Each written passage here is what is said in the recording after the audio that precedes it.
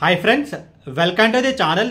ఈ వీడియోలో మనం చూడబోతున్నాం సుందర్ సి, రాశి ఖన్నా అండ్ తమన్నా యాక్ట్ చేసే తమిళ్లో వచ్చిన అరణ్మనే 4 మూవీ రివ్యూలకి. ఈ మూవీ మనం చూసుకుంటే తెలుగులో బాక్ అనే పేరు అయితే డబ్ అయిపోయింది. అండ్ ఇప్పుడు సినిమా స్టోరీ విషయానికి వస్తే ఈ మూవీలో హీరో వచ్చేసి సుందర్ సి. తను బేసికలీ ఒక లాయర్ అండ్ అది కూడా ఒక sincere lawyer. And Sundar C చెల్లె వచ్చేసి తమన్నా. అండ్ తమన్నాకి అండ్ సుందర్ సి ఫ్యామిలీకి కొంచెం కనెక్షన్స్ అనేవి ఉండవు అనమాట. ఎందుకంటే 10 years బ్యాక్ తమన్నా ఒక వ్యక్తిని ప్రేమించి తనైతే వెళ్ళిపోతుంది అనమాట. సో వాళ్ళ హస్బెండ్ వచ్చేసి Santosh. And one fine day morning Sundar సి దగ్గరికి ఒక పోలీస్ ఆఫీసర్ అయితే వస్తాడు. అండ్ వచ్చి ఏం చెప్తాడు అంటే మీ చెల్లె సూసైడ్ చేసుకొని చనిపోయింది. అండ్ ఎందుకు అంటే తమన్నా హస్బెండ్ ఉన్నాడు కదా సంతోష్, అండ్ తను కూడా పొద్దున్నే తను జాగింగ్ వెళ్ళేటప్పుడు తనైతే హార్ట్ అటాక్ వచ్చి చనిపోతాడు. సో ఆ విషయం తట్టుకోలేక తమన్నా అయితే సూసైడ్ చేసుకుంటుంది. అండ్ తమన్నా పిల్లలకి ఒక ప్రాబ్లం అయితే ఉంటుంది. అసలు ఆ ప్రాబ్లం ఏంటి, తమన్నా ఎందుకు సూసైడ్ చేసుకుంది, లేకపోతే అది మర్డరా లేకపోతే సూసైడ్ అని చెప్పి ఇది మొత్తం మిస్టరీని సుందర్ సి ఎలా సాల్వ్ చేశాడు అనేది మిగతా స్టోరీ. ముందుగా ఈ సినిమా పాజిటివ్స్ గురించి మాట్లాడుకుంటే కనుక స్క్రీన్ ప్లే స్టోరీలో పెద్దగా కొత్తదనం అంటే ఏముండదు.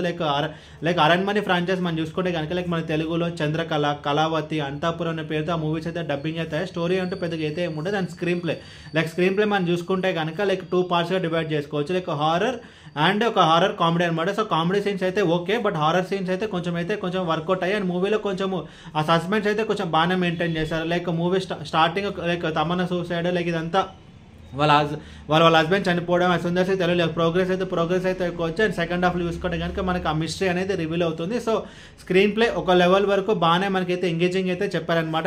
Comedy scenes okay, but horror scenes అయితే కొంచెం అయితే వర్కౌట్ అయ్యాయి.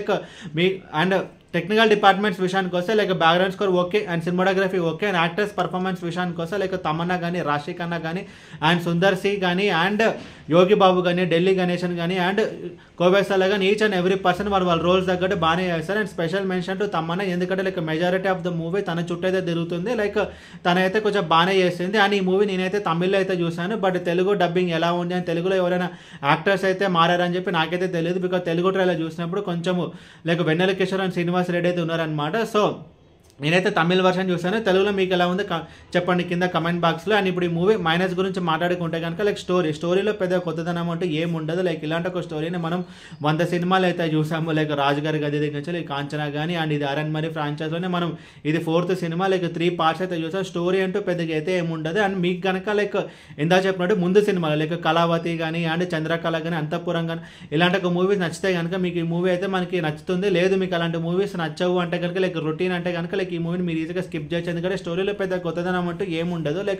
కొంచెం కామెడీ, కొంచెం మసాలా, కొంచెం యాక్షన్, కొంచెం హారర్ అన్నీ కలిపి ఒక సినిమాని అయితే తీయడం జరిగింది. మరి స్టోరీలో పెద్ద కొత్తదనం అంటూ ఏముండదు. అండ్ కామెడీ సీన్స్ కూడా పెద్దగా అయితే ఏం వర్కౌట్ అవ్వలేదు, జస్ట్ ఓకే అనిపిస్తుంది అనమాట. అండ్ ఓవరాల్ ఈ సినిమా గురించి చెప్పాలి కింద చెప్పినట్టు మీకు కనుక అరణ్మనే ఫ్రాంచైజ్ మూవీ నచ్చితే కనుక ఈ మూవీ అయితే మీకు నచ్చుతుంది. లేదు అలాంటి మూవీస్ మీకు నచ్చవంటే కనుక మూవీలో అయితే స్కిప్ చేయొచ్చు. అండ్ మూవీలో పెద్ద కొత్తదనం అంటూ ఏమైతే ఉండదు అనమాట. అండ్ విజువల్ ఎఫెక్ట్స్ కూడా ఓకే. అండ్ ఇది ఫ్యామిలీ వాచబుల్ అంటే ఇది ఫ్యామిలీ వాచబుల్. ఎలాంటి అడల్ట్ కంటెంట్ అయితే మూవీలో లేదు ఎక్సెప్ట్ ఫర్ లాస్ట్ సాంగ్ అనమాట. అండ్ ఈ మూవీకి నేను ఇస్తున్న రేటింగ్ 2.75 out of 5. ఈ వీడియో మీకు నచ్చితే కనుక లైక్ కొట్టి షేర్ చేసి మీ ఫ్రెండ్స్ అందరూ సబ్స్క్రైబ్ చేయించండి. మీకు ఇంకేమైనా వేరే సినిమా రివ్యూస్ కావాలంటే కింద కమెంట్ బాక్స్లో కమెంట్ చేయండి. Thank you.